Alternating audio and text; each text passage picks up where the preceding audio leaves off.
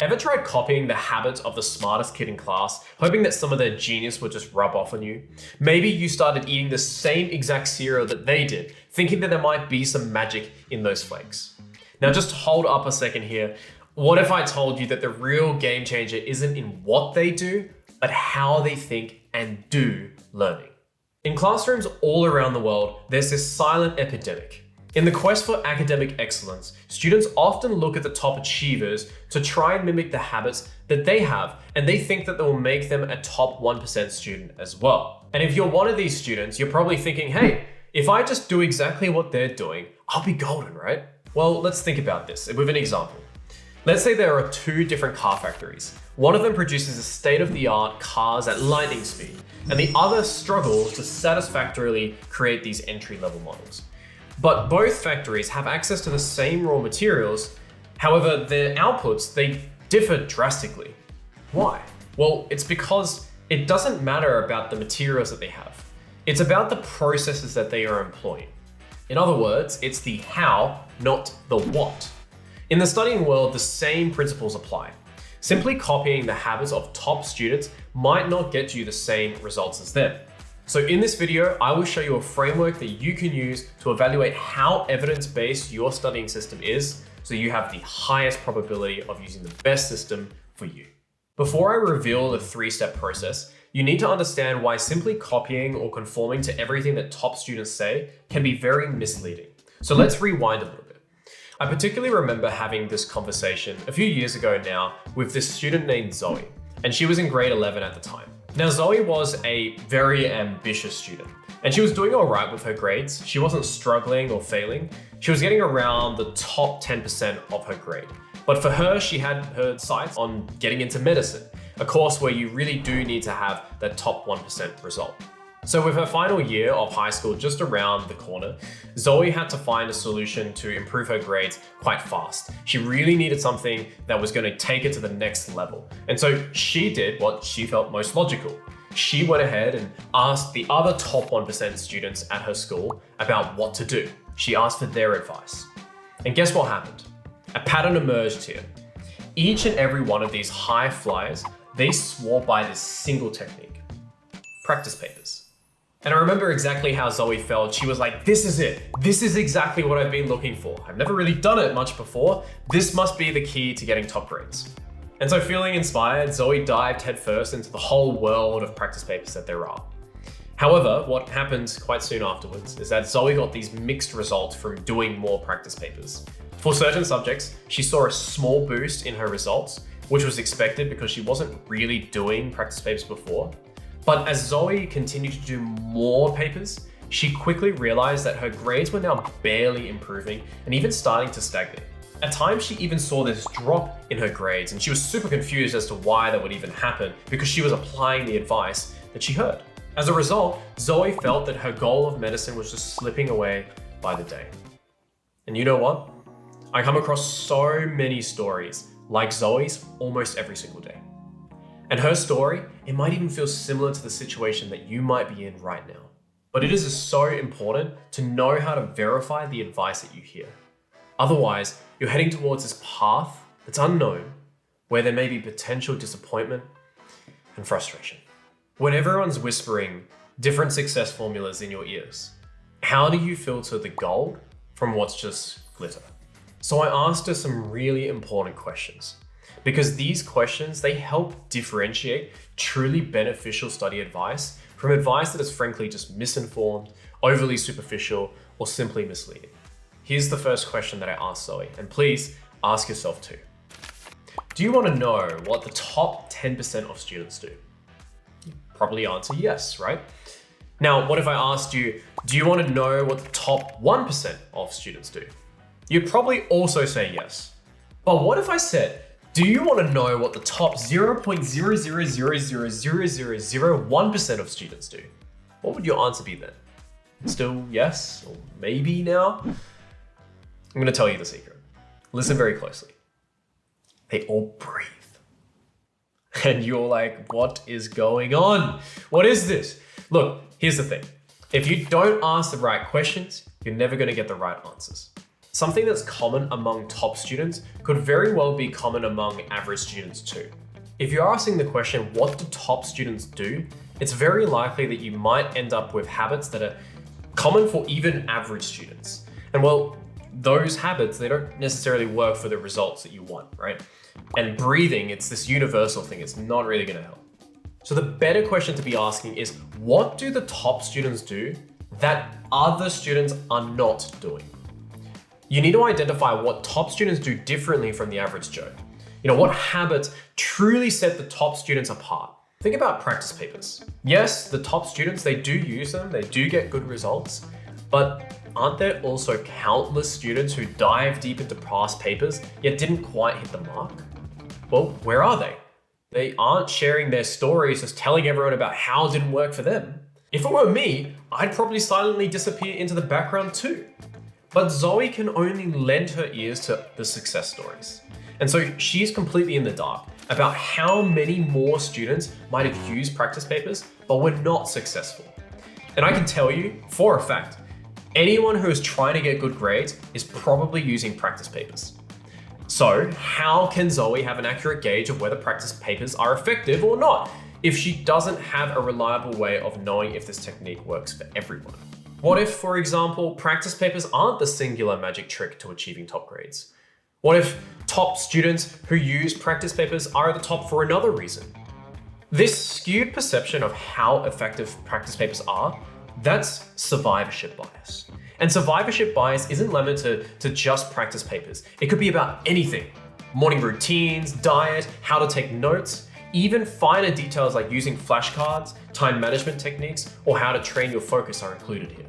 All of these could be irrelevant to achieving your top grades because of the survivorship bias. So we need to focus on doing the things that objectively give us the highest probability of success. There is no good reason to invest our time, energy, and resources in something that does not change our chances or in something that actually lowers them. So how are we going to do this? By using these questions I'm going to give you today, you can objectively determine how effective your studying techniques are, and then you'll be able to prioritize what improvements you need to make. Now for this video, make sure to follow along with the PDF in the description that we have below. So question number 1, do you have a clear understanding of what techniques you use when studying? You want to try and map out what your whole learning process looks like from start to finish. And really think about it. What studying or learning techniques do you actually use? And so add as much detail here as you can. Think about how you take information into your brain, how you take down notes, what questions you're asking yourself as you hear information, how you relate this information to other things that you're learning, or what you've learned previously in other classes, how you revise your notes, and how you do it differently or similarly each time. If you struggle to map out your whole learning process from start to finish, then there's likely many gaps in your studying process. These gaps in your awareness of the techniques that you are using, they are an inefficiency that you need to fix. And so these gaps, they show that you don't have a fully refined study process. And if you let these gaps go unsolved, you aren't using your time and effort to its full potential. Imagine for a moment that you're in a kitchen and you're just ready to cook up a storm. You don't quite have a recipe, so you just throw in some ingredients, you're hoping for the best, maybe you put a pinch of salt in there, a dash of herbs, and it's all just a guessing game here. If the dish comes out amazing, could you recreate it? Probably not. Now, think about what this means when you apply the same guesswork to studying. If you don't have a solid studying process, you're in the dark about what is specifically working and what's not. It's almost impossible to strategically prepare for the outcome that you want. And so instead, you want predictably awesome results. So you need a recipe that details every step of that cooking process, especially if you're just starting out. Without that, you have a recipe for disaster. Whether you're in the kitchen or you're at the study desk, knowing your tools and perfecting your technique every single time is incredibly important. Question 2. How confident are you that the techniques that you use will produce the result you want? On a scale of 1 to 10, how confident are you that the learning processes that you have mapped out will produce the results that you want? For example, you might take notes in class on your laptop, typing out every single word that your teacher is saying. But how confident are you that this approach is going to allow you to get that shiny A+ in your exams? You may give a score of 8 out of 10 for confidence that typing out your notes will give you an A+ in your exams. And once you have given it a score, you can now move on to the third question, which is, where does my confidence in these studying techniques actually come from? Now that you've given a score of from 1 to 10 for each of your studying techniques, ask yourself why. Why do you give that specific score?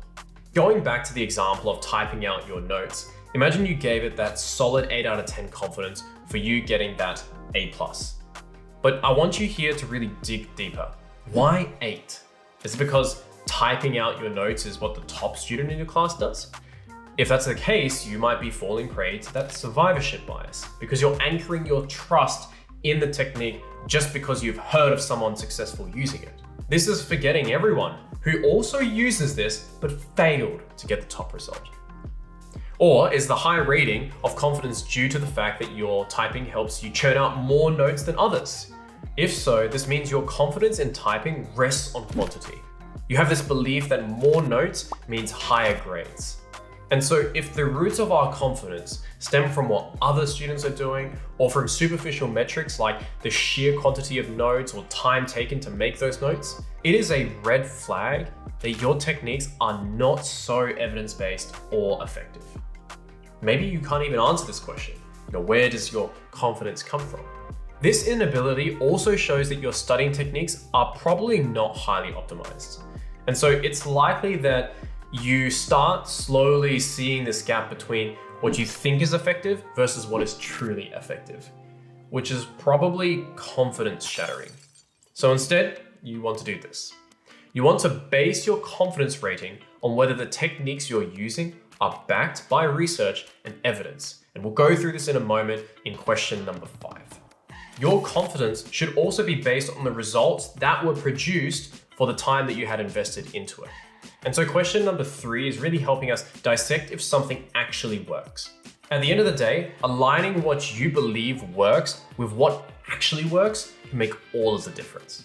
Question 4, do I know how many people are using the same learning processes but are not successful? Take a look at the techniques that you have listed. Which techniques were copied from a top student? For the techniques that you've copied, ask yourself this. Are there other students who are using this exact same technique, yet still perform lower than expected? If your answer is no, then you must consider the survivorship bias and if it's present again, because you're likely only hearing the surviving success stories. And as we've mentioned before, there are probably many study techniques used by many toppers, but also used by far more students who are not hitting those top marks. You need to stop copying studying techniques just because a top student uses them. You really want to start investigating and questioning the technique. Is this technique really anchored in evidence? Does this technique really work when put to the test across various students? And once you start investigating, you begin to filter and only use techniques based on science rather than hearsay. Question number 5. Do more people who use this technique fail than those who succeed? If you've understood survivorship bias by now, you'll realize how difficult of a task it is to figure out the failure rate of certain techniques. Can you really expose yourself to those who applied the same advice and failed? Unlikely. But by asking this question, you'll realize that the commonly used techniques often lead to very common results for the masses.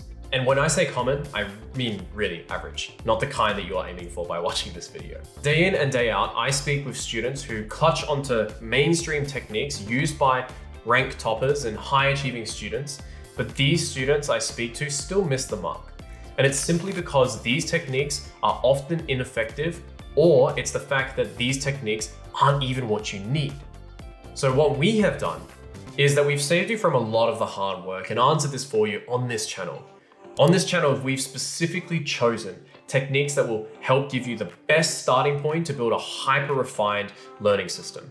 However, even though these techniques, they can be groundbreaking in themselves, they are by no means ultra comprehensive and fully adapted to meet every condition that is unique to your scenario. And so that is why I recommend that you join our public Discord to continue this discussion after watching our videos. You can find that in the description below. We're pulling back the curtains on popular studying techniques on this channel, and we're just laying them bare, both of their strengths and their weaknesses. And if you fill out the worksheet below with these questions, it will recommend to you what to do based on your situation. And by watching more of our videos, they will help you make better decisions about what study techniques and strategies you should use for yourself. All the conclusions that we make and draw, they are supported by research where available, and they're also backed up by our experience. So going back to question 3, to determine whether or not your learning processes are actually based on evidence or not, I highly recommend that you read the Report on Learning by Dr. Justin Sung, the co-founder and head of learning at I Can Study. And you can also find that in the description below. And there's a lot of references there if you're interested in that as well. And what you can also do here is explore the fundamental learning principles discussed in that report and see whether or not the techniques you use are actually backed by these principles. If your techniques are in line with the fundamental principles of effective learning, that's a great step forward. However, for most students, in my experience, many of the techniques used are not really aligned with the principles discussed, and that's perfectly normal, right? But refer to the worksheet for the next steps for you to upgrade your learning system. Okay, so here's a recap. In question 1, I asked you whether or not you have a clear understanding of the techniques and the processes that you have and use when you study. If you've done this, you should have now a full map of your learning process from start to finish. In question 2, I asked you about how confident you are that the techniques you use will get you the results that you want. And then in question 3, we explored where your confidence actually comes from when it comes to these techniques. If your confidence was purely based on metrics such as quantity or time, or because the top student is using it, then these are weak metrics. And you want your confidence to come from strong research and evidence to actually back up those techniques.